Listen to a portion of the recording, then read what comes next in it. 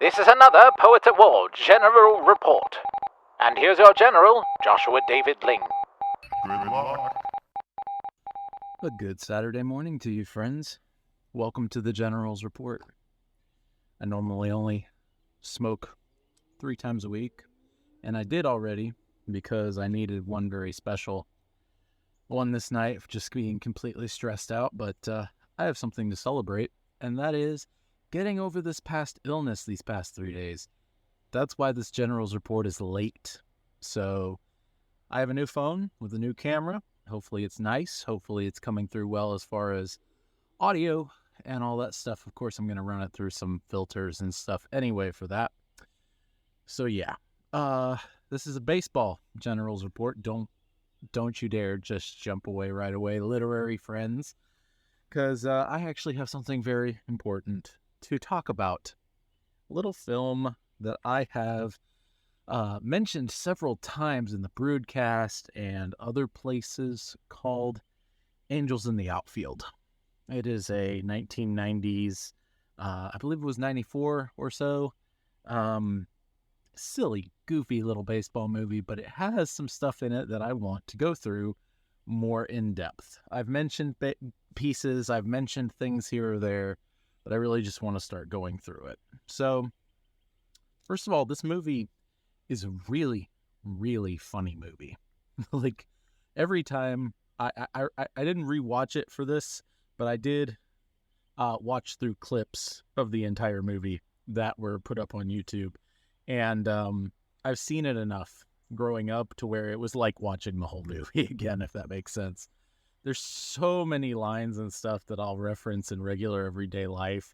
Willow win, win, win is one of them if you've seen the movie. By the way, I'm going to be spoiling this movie for those who haven't seen it, but I am going to hopefully be doing it in such a way that it won't matter, especially because it's a sports movie. It's a kid's sports movie. This is one of those things like this, you don't watch it for the plot as much as you do for the incidentals. And that's what we're going to be going over today, mostly. Though I'm going to touch on some baseball stuff, too. You know, I wore my baseball stuff this morning for a reason. 2021 champs, baby. Atlanta Braves. So, baseball is inherently a superstitious sport. Most people know this. There's a lot of goofy superstitions that go around the league. And that's true today as it was back in, the 1800s. It's just one of these things that have kind of always gone hand in hand. Rally caps, if anyone doesn't know, is when there's 2 different kinds of rally caps. One where you wear your hat really silly in order to supposedly generate some kind of mojo to get the team going, right? Or this one is another one where you just move your hand back and forth like you're begging God for a little handout, right? So that is very apropos for what we're going to be talking about today. This is a world, this Angels in the Outfield, is a world very similar to our own in that it is entirely uninterested in children. And it slowly begins to realize what's really important. One of the things I've mentioned before, and I'll just mention again, is the music is absolutely incredible. Like, more than you can possibly imagine. It is so profoundly good. It doesn't deserve to be this good. And that's one of the only things that makes this movie as good as it does. If it did not have divine music like this, then it wouldn't work. So keep that in mind. Even if you're not a big baseball fan, listen to that soundtrack. I'm just going to read this part verbatim. The ugliness and cynicism of the entire California Angels organization in this film. Let me light up real quick. I say real quick, lighting a pipe is never quick, but we'll get it moving. The entire California organization is the ugliness and cynicism is a beautiful contrast to the childlike faith the movie seeks to exult in, and it would not work without horrible people in this movie. Humorously horrible people. Faith-based films could stand to learn a lesson from this. They aren't just mustache-twirling villains either. They're people who have been disappointed and let down and have been dealt a horrible hand in life. And even so, they're ugly to one another. And even though they're ugly to one another, they're relatable, right? Almost like Daffy Duck. We realize that they've gotten the short end of the stick, and that's why they're bitter. So many people in this movie. George Knox, the manager, is one of the big ones.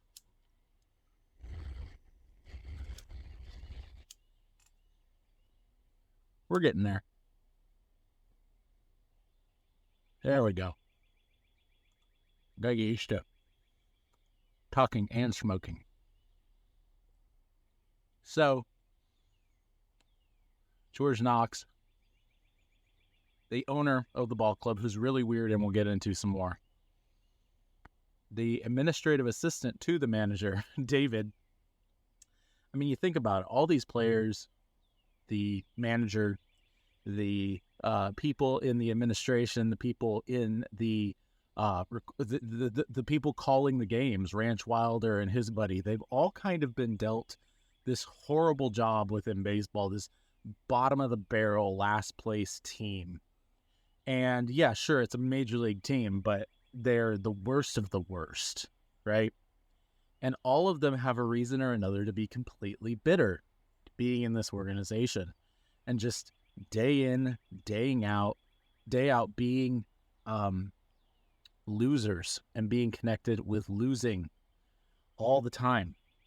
And so they're all very relatable in this way. This movie is primarily about the intersection of baseball and real life, not as much just baseball. That's something to get right away. One of the only other baseball films I can really think of, I mean, there are some, especially some more adult ones, like For the Love of the Game, but that's not even that great a movie. But like, what's it called? The Sandlot is probably the most romantic baseball movie. I don't mean like lovey-dovey. I mean like romantic ideals of baseball, of playing in the backyard, of boys emphasized, under 18, of summer, playing together. And that's something I want to get back to in just a little bit, but it is kind of similar to The Sandlot in this way. And The Sandlot's a vastly better film, don't get me wrong. But yeah, this movie addresses fatherlessness head on. Two of our main characters are orphans in foster care in the state of California. Sort of a tough place to be. And so one of the craziest things about this is how directly it deals with that fatherlessness. We see Roger, our main one of the two main kids, actually have the conversation with his dad, who's lost his wife, who's lost, Roger's mother. They've lost the mom. He is abandoning Roger, and he has to go to court to make it final. And they have a court date set, but it's a couple weeks away, or a couple months away, because the courts are backed up. And he has to basically it's a formality. He has to make it final. And Roger is, of course, decimated by this, right? I mean, you don't see that in a lot of movies. You don't see that level of sad. And so, and this is where we're really getting into spoilers here, his dad tells him, he asked his dad, when are we going to be a family again? And he says, from where I'm sitting, when the Angels win the pennant. Pennant meaning their league, right? It's a little different now, the way they've changed it, who gets to the postseason, but essentially it means the best record in the American League in this movie. There's two leagues in baseball. the American League and the National League. And the pennant used to mean a lot more, where the best team in the National League record-wise and the best team in the American League would play one series, a 7-game series, to determine the World Series winner. So this is like the second tier to the big championship. And it meant a lot more back then because you didn't have all these playoffs, right? It was just the best record versus the best record. And so it's a big, big deal to win the pennant. Yeah, one of the, getting to the team itself now, a lot of oddball characters. Brisket Mesmer stands out to me, the catcher. Whit Bass, who's a pitcher. A lot of great actors early on in their career. Matthew McConaughey, really early on in his career, plays Ben Williams, the center fielder. There's a lot of really great actors, and they do a good job playing baseball.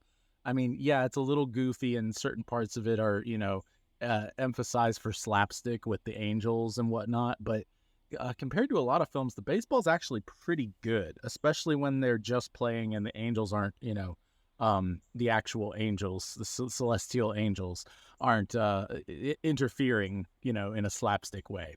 The baseball is really, really good.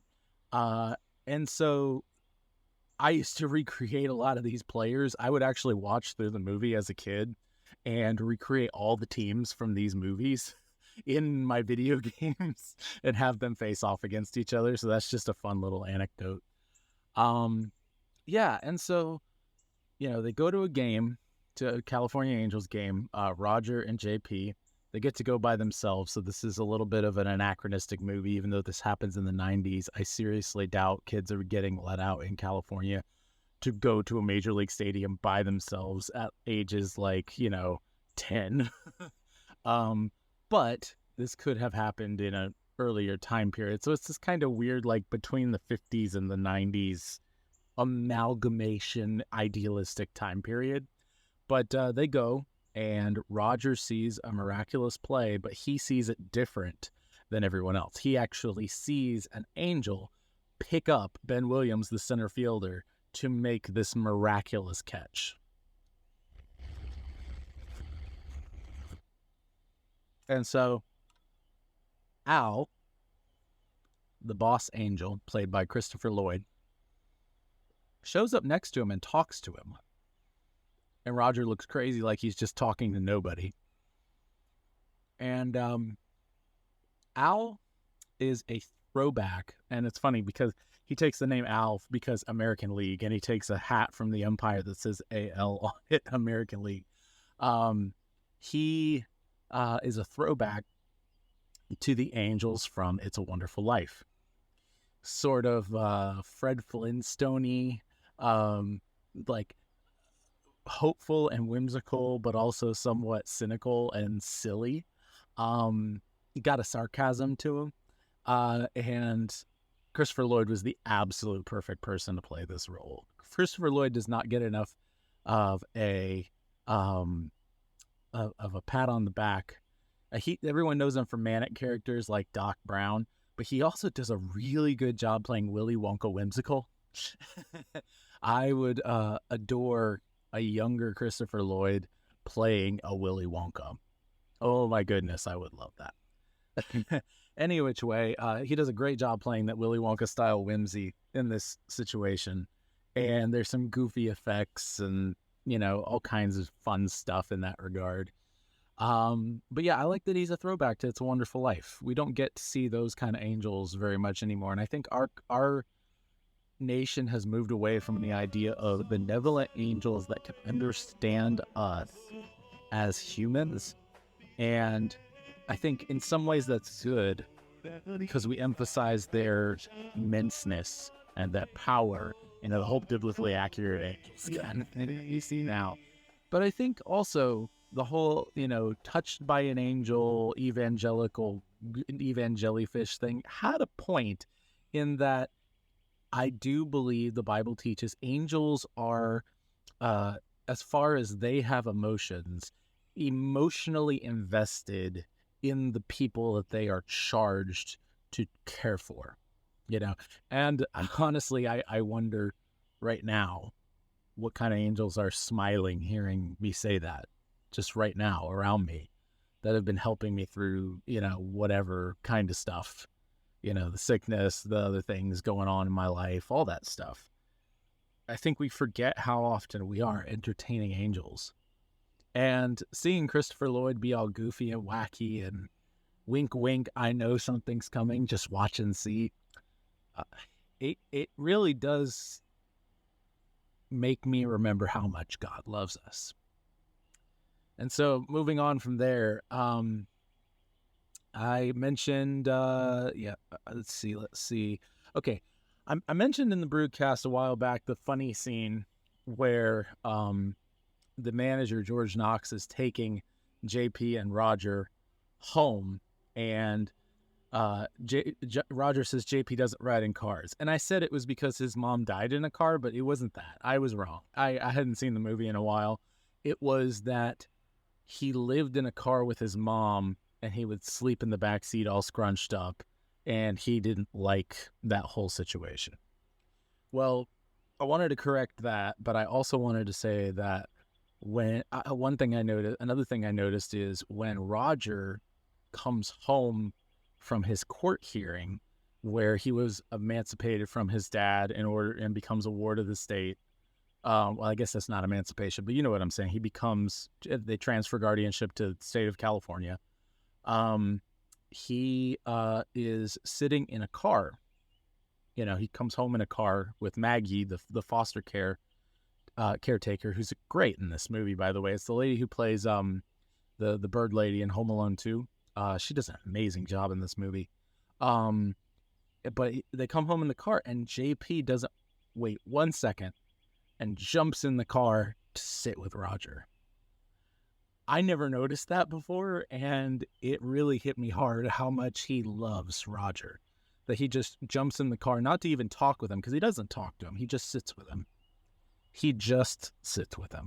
And that's just true friendship. That's really for people who have seen the movie, who know what I'm talking about and may not have noticed it before. Let's light up again. Okay, let's see here. So yeah, Stories Are Soul Food with Nate Wilson recently noted that baseball is one of the most narratively rich sports. And I've drummed on this before, but he really made a great point that it's one of the only sports where you're part of a team and your team is counting on you. But when you're up to bat or you're pitching, where the ball comes to you as a fielder, you have to make the play. It is both an individual and a team sport. And people are counting on you, and you have that moment of character building where you are entirely responsible for how the game is going to go. And that's just incredible. We really see that a lot in this movie with several players, but no more than Mel Clark. Mel Clark is played by Tony Danza. And I think it's one of his best performances, to be honest with you. He's normally goofy and silly.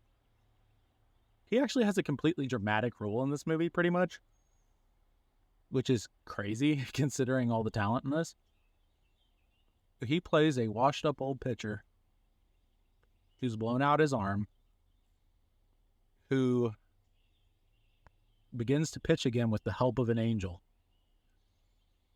and through pitching begins to rehab, his arm, which is true, actually, by the way. The more you pitch, the more you become numb to it, the more your arm gets used to it. And it can continue to damage it, but it can also help heal it. It's kind of a double-edged sword. And so the situation then becomes down to the final game. He has to pitch. And, I skipped a bunch of stuff. Let me finish talking about Mel. So, down to the final game, he ends up pitching all alone without the Angels. And that's kind of weird because Al basically says championships have to be won on their own. It's a rule. I'm like, So it isn't a rule that a season has to be won on its own. I'm so confused. Any which way, but that whole situation where he ends up doing it himself without the angel's help. They say all he has to do is believe, and they tell him that there's an angel, and there really isn't one there that we can see anyway. But everything the angels did led him up to that point. He couldn't have done it without them anyway. So it's an interesting picture of, how we have to work out our salvation with fear and trembling. There's a lot of interesting stuff there, and I'd love to hear more of you guys' thoughts on that. But one of the things that is revealed to Roger when he says championships have to be won on their own, Christopher Lloyd tells him that Mel's coming up soon, and it's because he's got lung cancer. And that really hits hard. Like, this guy, this is going to be, for all intents and purposes, his arm is gone. He's not going to be able to have anything beyond this. This is his last big hurrah. And he's going to be getting promoted to the big time. And that hits really hard, and they don't hold back on that. Like, it's a sad thing, but it's also happy because this is his last shot, right? This is his last shot to redeem a career where he never won a championship, never won a pennant, but he's this great pitcher, and this is his last shot. And I think that's really beautiful too, and that's a great sub-story to this whole thing. Moving back to the things that I missed, this is the weirdest owner of a team ever in a movie, and possibly even in real life, which is saying something considering some of the owners that have existed in baseball. Ted Turner owned the Braves for a long time, and everyone knows how whacked out he is. And then even like the Oakland A's manager right now, basically tanking his entire team in order to get a cushy place in Las Vegas. It's downright despicable. This owner is absolutely bonkers. He has no problem with his manager physically assaulting the announcer because they have a past as players, and have bad blood there. And he doesn't fire the manager, even though the announcer is pressing civil charges against the manager.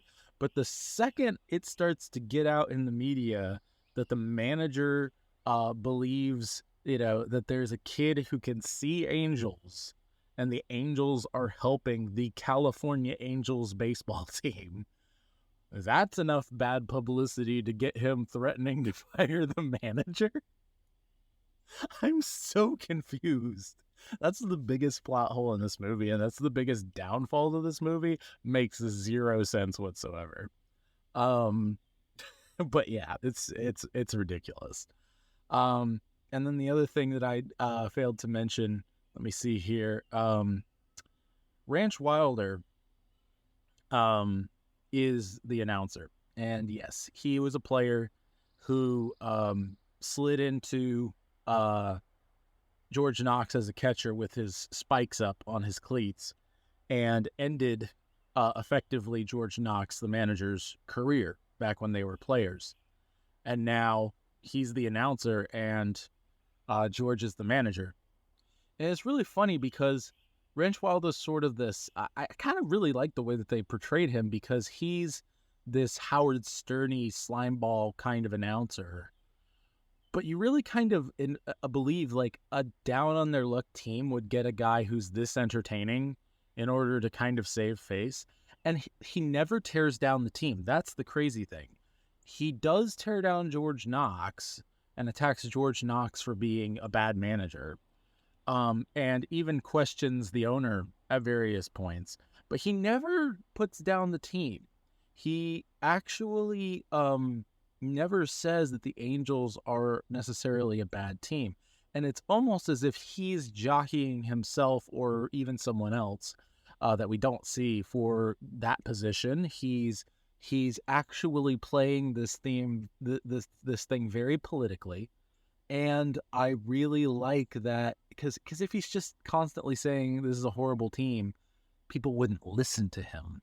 They wouldn't listen to this stuff. So he's a very conniving villain throughout this whole piece. And I really like the way he was done.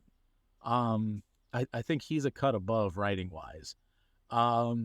So yeah, this whole movie really, what Ranch Wilder, what George Knox, the manager, what the owner, who totally said, I mean, it's a dumb, it's a not, the ball club's never going to be anything particularly special. I'm just holding on to it because of my business dealings. What everyone meant for evil, God meant for good. And you see everyone's lives changed as a result of that. We see that in Romans and in Joseph, the stories of Joseph in Genesis. For God works all things together to the glory of those who are called according to his purpose, right? Like, this is kind of the themes of this movie.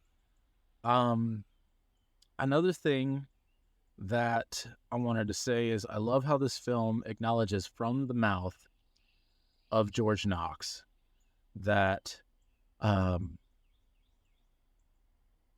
adoptive parents as humans probably never going to be as good as your biological parents. That's something that's sort of controversial nowadays, depending on who you ask, who, came up, and it's not always going to be the case, but there is an ideal that you should be raised by your biological parents. I mean, that's the norm. And I like that it actually acknowledges that, but also, good gracious. George Knox does adopt Roger and JP.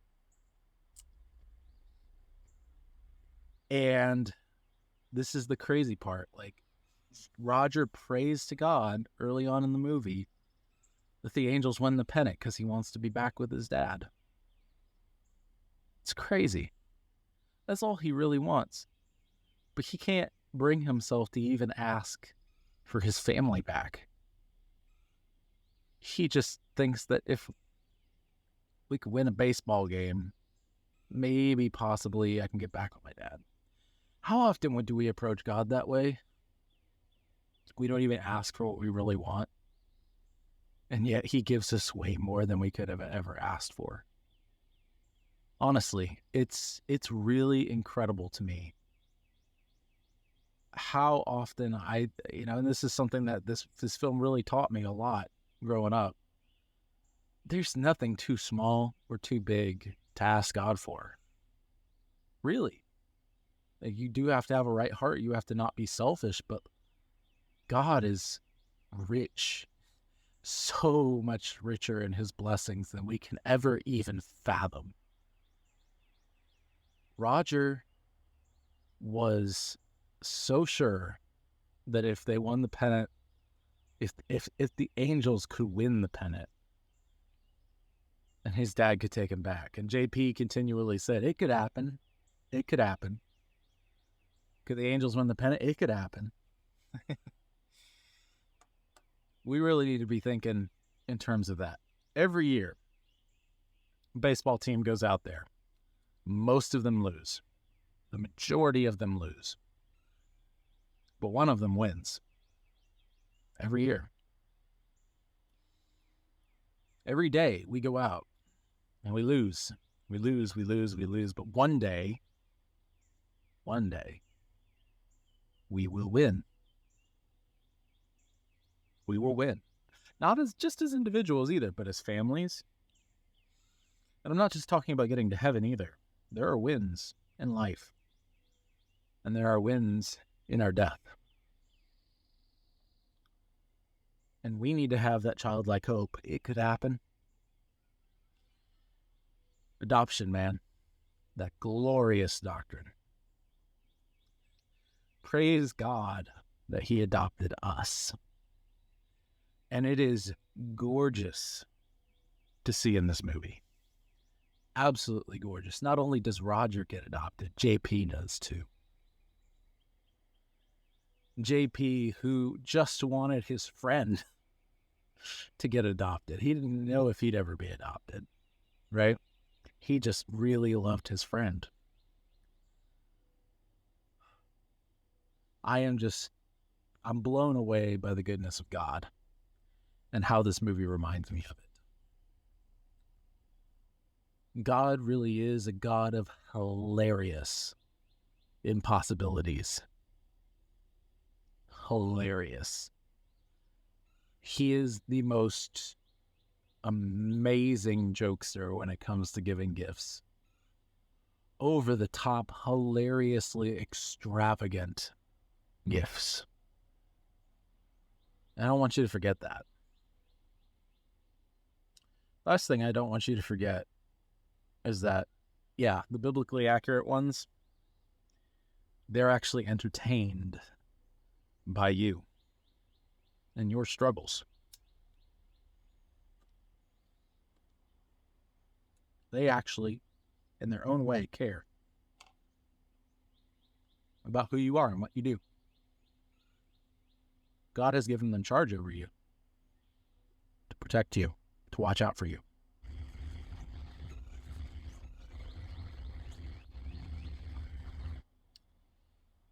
And as Christopher Lloyd's character, Al, says, we're always watching. Remember that. They're watching because they serve the same God as you. And they love you because He loves you. God loves you. This has been the General Report. Saturday morning. And, be your family's bard. Do not turn to the right or to the left. And the Lord will be with you wherever you go. You know what? Go Braves. We'll see y'all next time.